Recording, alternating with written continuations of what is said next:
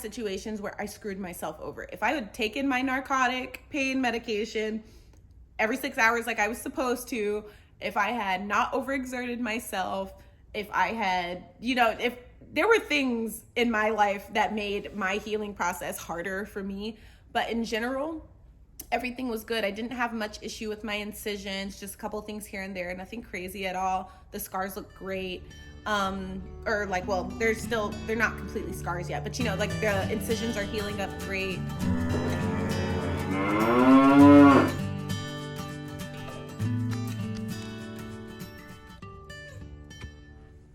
So anyway, I just realized, because I didn't really go much into my post-surgery experience, I still want to kind of summarize that for you guys, just in case you're not interested in watching the vlog of basically the 2 weeks after. I would recommend that because it was kind of in real time and what I was going through, and it showed that things are still happening in life other than just healing.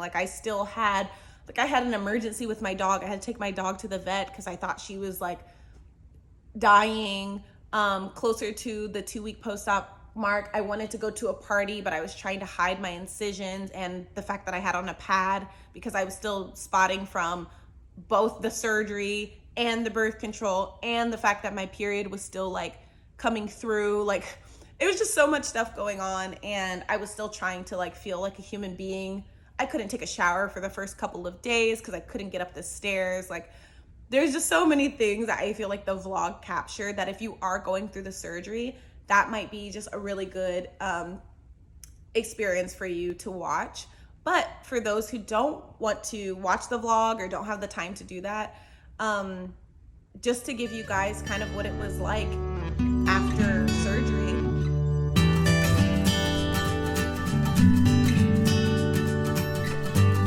I went to the hospital, and I had actually, which is also in the vlog, but I had actually gone to the wrong place. We drove to somewhere that had basically the same name title, but was 45 minutes away. So we thought we were going to be 15 minutes early to the hospital. And because we were 45 minutes away at the wrong location, we ended up getting there 30 minutes. Actually, it said we were an hour away, but we kind of sped. But we actually ended up getting to the hospital at 10:30 a.m. and I had supposed to have been there at 10 a.m. The good thing is my surgery wasn't until noon. They give you the 2 hours for pre-op and just to get you registered at the hospital, because the hospital is essentially a surgery center. So the way they do things is a little bit different. You don't just go in and then they figure out the insurance as you go. For the surgery center, they have to verify everything ahead of time. They put a lot of information in the system. It's much slower and detailed of a process. So we finally got there. I did call them as soon as I realized we were in the wrong place. I did call them. I was like, hey, there's a chance that we might not get there until X amount of time. And they said, don't worry about it. Just get here safe. You have time. It's okay. So basically, we got to the hospital. Everything was okay. They got me checked in, and they probably took me back. It was definitely after 11, but maybe before 11:30 or around 11:30, they took me back, started getting me prepped up, and I had a great time with the nurse. She was super nice, loved her. And then my surgeon, I guess, called them and said that she was going to be 30 minutes late anyway. So I was back there, for a while. She ended up getting there around 12:30 or so. And by that point, I had taking some meds that they gave me. I don't even know what it was. It was a big cup of meds. I took those. I had met the anesthesiologist. I had met the medical assistants. There were 2 medical assistants that I met that were going to be helping with the surgery. The surgeon and her PA, physician assistant, came to see me right before 2. So basically everything was okay. It was cool, calm, collected. I remember when they took me in the surgery room, I was talking to the assistants, and they were, telling me to get from one bed to the other. And I had to put my butt in this little hole of a bed essentially.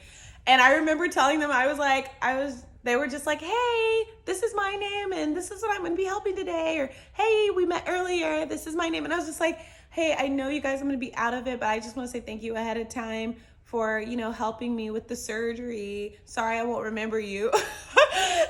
They were just like laughing. And before you know it, I was out, of course.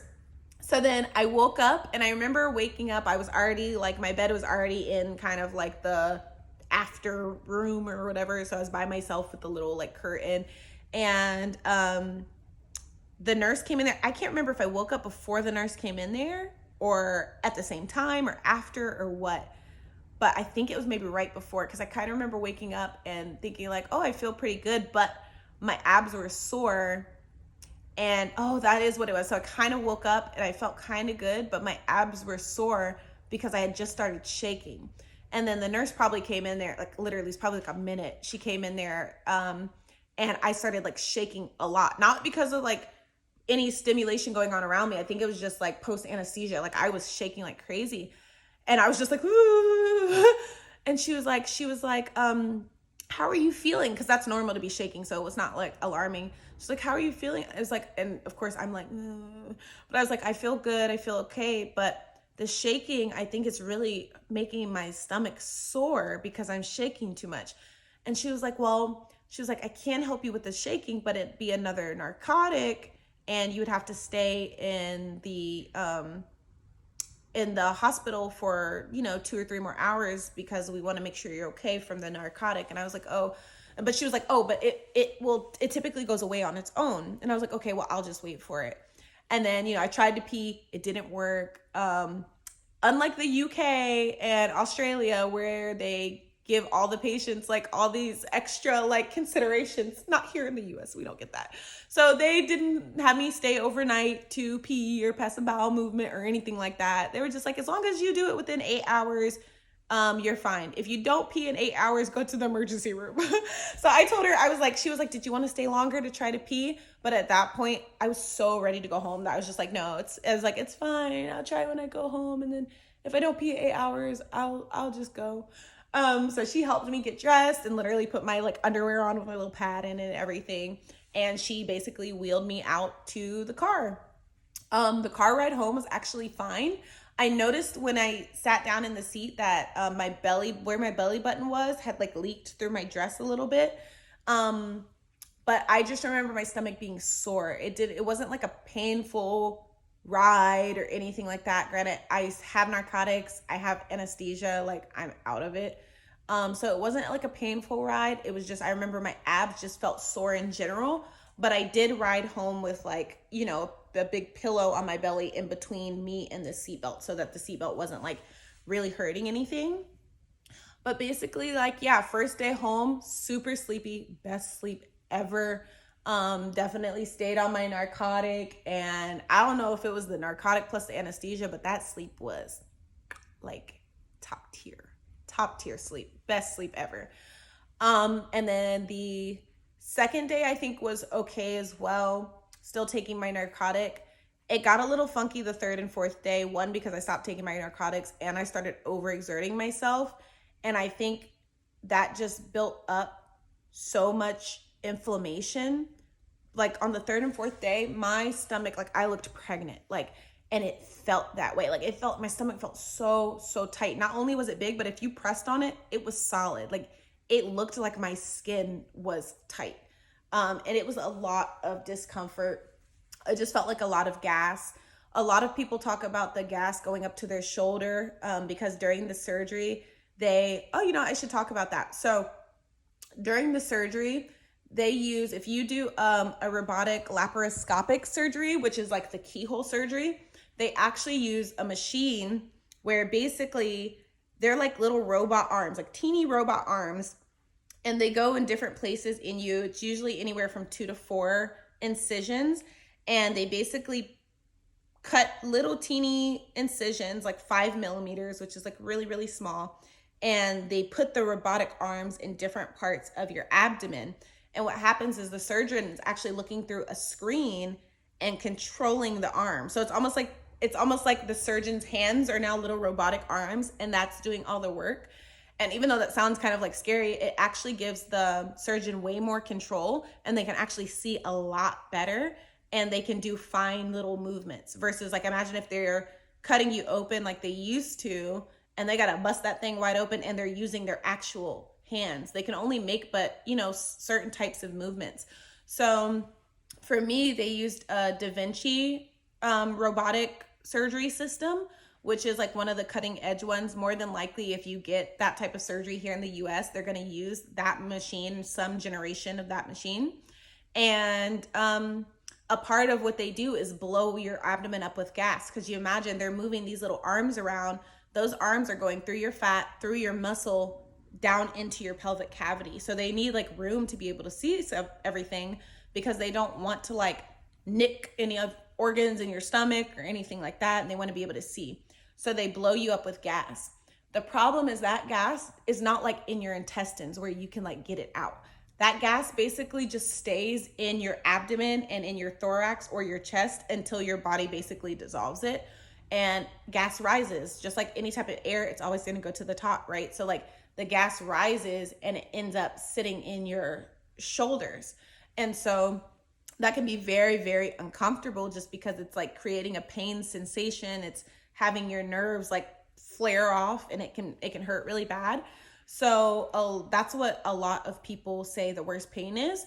But what's crazy is I felt pain in my shoulders literally the day of surgery. I remember feeling pain in my shoulders when I was still at the hospital and I was trying to go to the bathroom, and pain in my shoulders when I was in the wheelchair going to the car.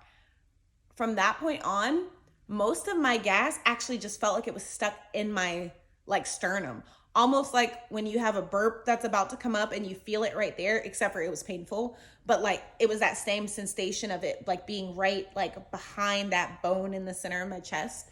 So that was very uncomfortable, but not anything like that I would say was like, oh my God, it was the worst. I just so happened not to get a lot of that. For me, it was just that swollen big belly that just freaking hurt. Sometimes it felt so swollen, it almost felt like my incisions were being tugged on.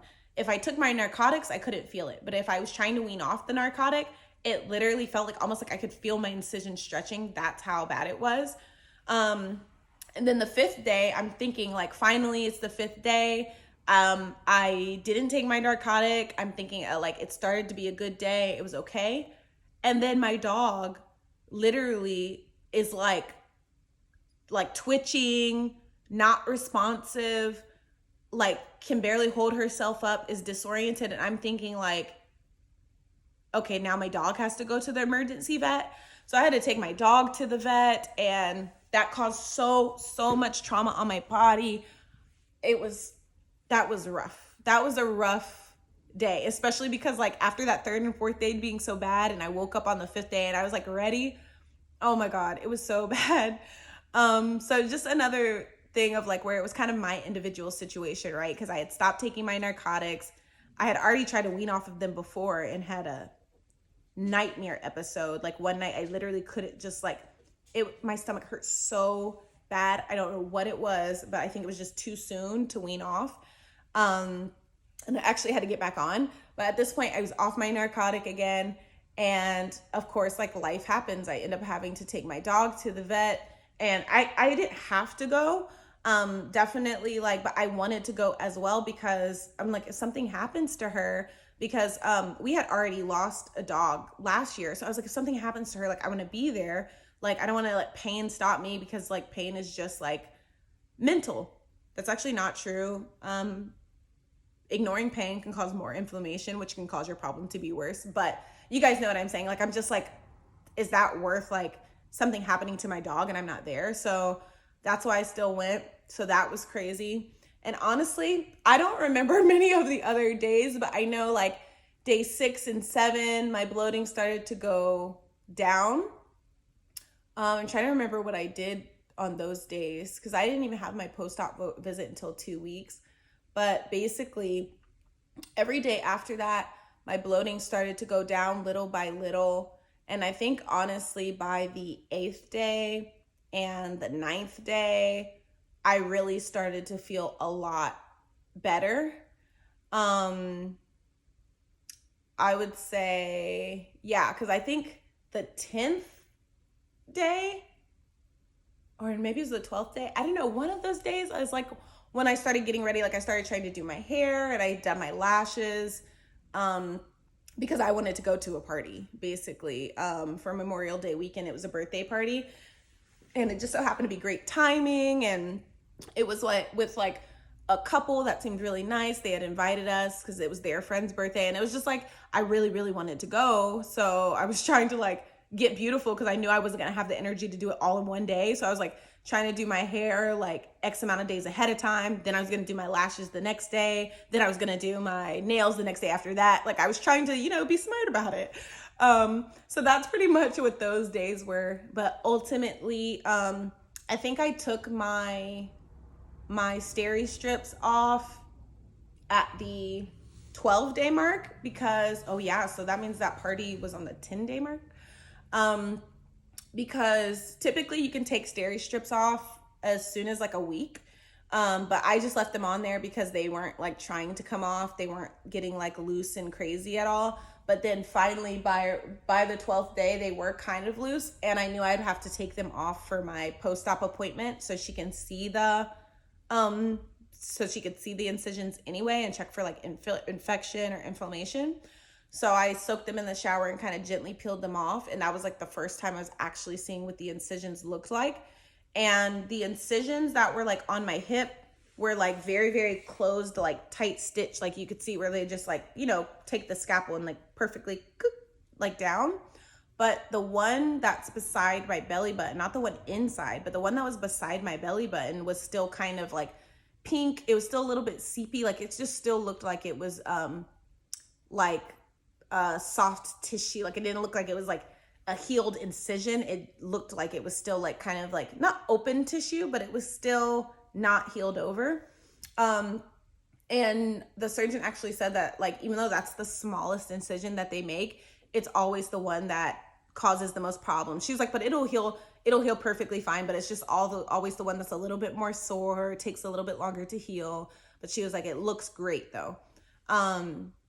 So yeah, so that one, even now to this day, if I have pain from an incision, it's kind of that one because it's basically it's just not fully closed. And it didn't scab over, whereas like the other two kind of had some light scabs on them.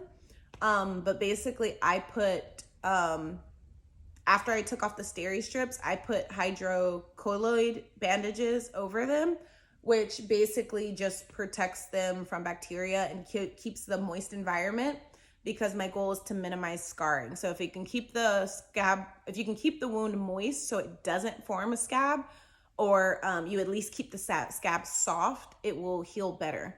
But you don't want to do that until at least 2 weeks out from this type of incision. You do not want to do it before then because you don't want the wound to be open. And my wound that's by my belly button, it is more open than the other ones, but at 2 weeks it's closed enough. So that's just an important thing for me to say to you guys, just in case you want to consider using the hydrocolloid bandages. I would recommend them. And then once these fall off, I'll probably use them one more time because they can last from anywhere from a couple to several days. And they start kind of like, you'll see them start kind of peeling up at the edges, and that's when you know to take them off. They're completely waterproof. Like literally I swam in the pool with them and everything. They're 100% waterproof. But I'm going to do these one more round of these, and then I'm going to start putting silicone scar sheets on them. And those have to be on for pretty much like 23 hours a day for around 12 weeks to see maximum scar reduction.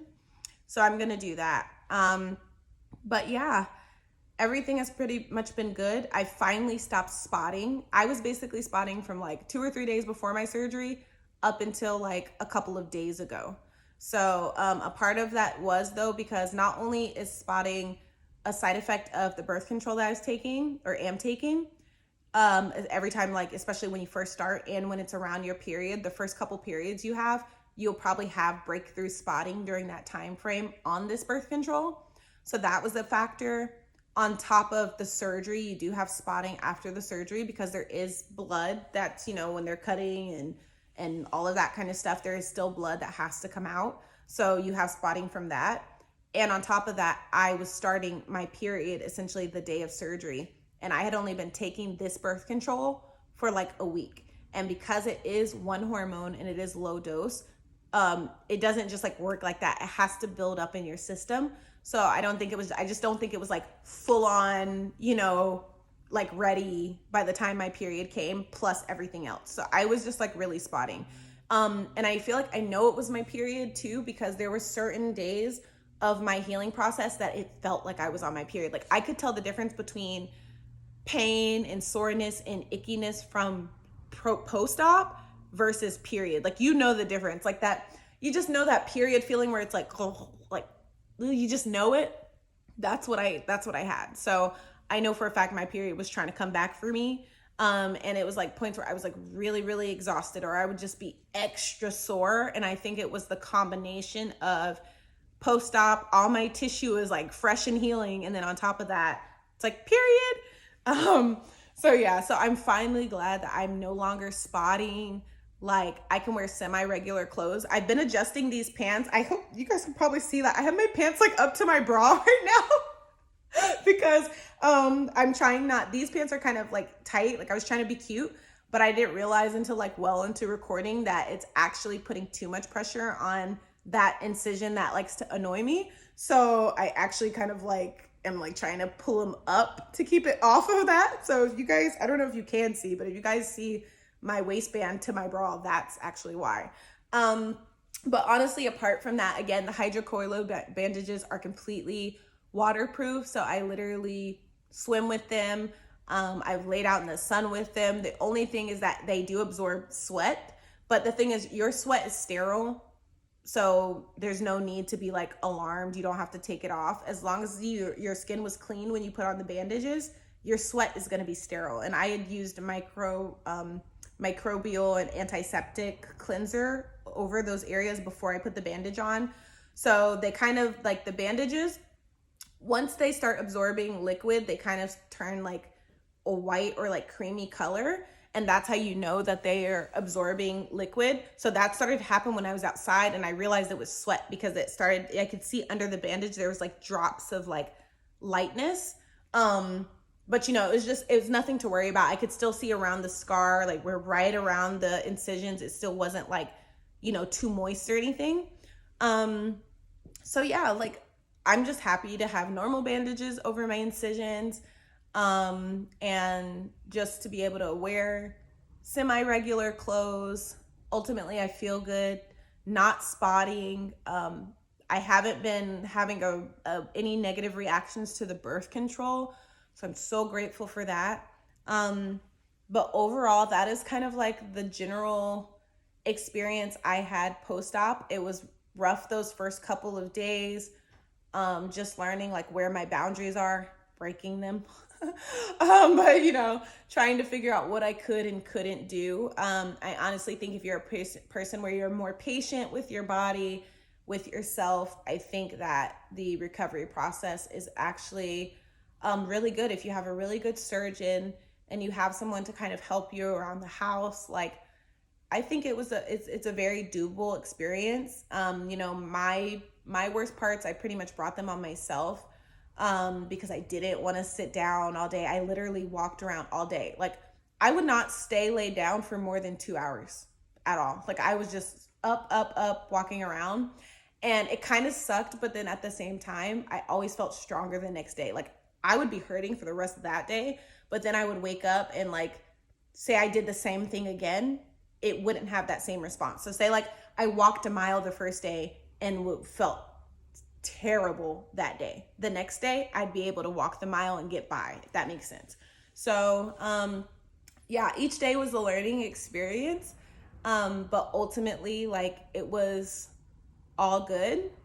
And now the biggest thing for me is, really a couple of things. So one is to really keep an eye on my symptoms. If I feel like I'm having symptoms, I need to kind of track them to stay on top of things and make sure I don't have any microscopic disease that's trying to come for me. Two is stress and diet are huge for endo. Keeping your stress levels down, because stress is literally inflammation in your body. That's physical stress, mental stress, emotional stress. That is physical, that turns into physical manifestation in your body. So inflammation and stress, think of them as the same thing. Now, when I say physical stress, I'm not saying don't exercise or anything. Trust me, I will be exercising. But what I mean is don't push yourself to the point where it's taking you days to recover. Because think about if your body's healing, if your body's trying to be calm, and you push yourself to the extent of where you are physically in pain or not able to heal, imagine what that's doing to the more gentle parts of your body that need to stay in a healing state. So that's what I mean by physical stress, not just like working out. Of course, that's physical stress, but knowing not to push your body past the point where it can have optimum healing. And then, of course, emotional stress is very, very, very big, because emotional stress, not only is that inflammation, but that can also be linked to hormonal changes and fluctuations. So just keep that in mind. And then with the diet, that's a big thing. There is a lot of mixed reviews, but what's really, really amazing that I'm super, super blessed and super excited to talk to you guys about is I actually got approved to do research, because as a med student, I do need to do research and I'm interested in it as well. But I actually found somebody who's willing to take on my research project and be a leader in my research project for specifically looking at endometriosis and diet. And so now I actually get to do the scientific work of going through, reading all this research and combing through on a proper scientific level, not just like where I'm, reading for fun, but I'm actually able to produce a proper paper that might even get published in a real work, like a real work of literature, scientific, evidence-based, peer-reviewed literature based off of endometriosis and diet. So basically, I'll be able to get on here and tell all the endo ladies like, hey, this is actually what the data says about endometriosis. Because there's a lot of things, like for example, a lot of people say no dairy. Well, from even just what I've seen so far, that's a big debate. There's a lot of research that actually supports that dairy increase can actually has like an inverse relationship to endo. So like people that intake more dairy actually show less signs of endo. But don't take that for what it is, because there's so much part of research that you have to do. You can't just read and take that. But I'm just giving an example of how some things they get floated around because maybe somebody reads one thing in one place and they just go with it, or they put that information out there. But you really have to read several articles. You have to look at their methods and how they got the information. Did they do clinical trials where they actually gave people certain foods and saw what happened with their pain, and all of these things? It's so important. So basically, I am just super blessed to be able to take something that affects me, my disease, and really actually research it proper. It's so crazy. And so my hope is that as I learn solidified information, that I can share it here with you guys, and we can really get to the bottom of how does diet impact endometriosis, and what should we be eating, what should we not be eating, should we be taking supplements, anything that can help us live a life that is less pain, less inflammation, more energy, all of those things. I just think it would be such a blessing, not only to myself, but to anybody else I could help who have those questions and who maybe don't have the time or the resources or the understanding to comb through literally all this mumbo jumbo of scientific information when they have all these numbers and letters and tables and all of these things, that I might be able to do that for you guys as a community. So it's that just makes me super excited. So that's pretty much where I am now. I'm feeling better off endo.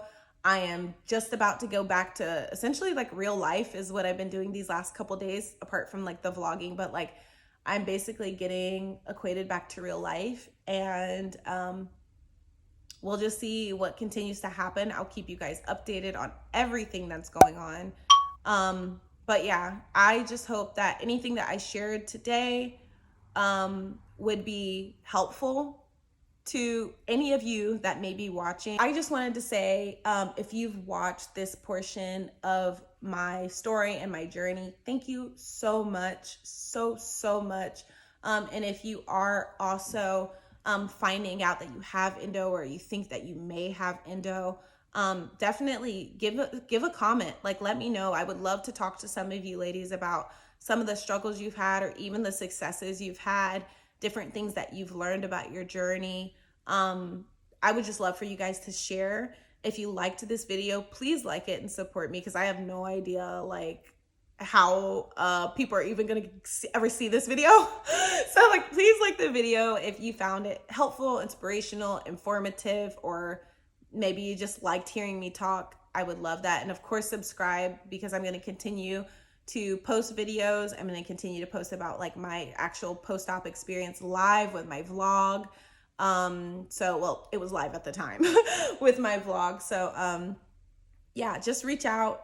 Feel free to interact with me. I would absolutely love that. And then stay tuned for the next part of the endometriosis story.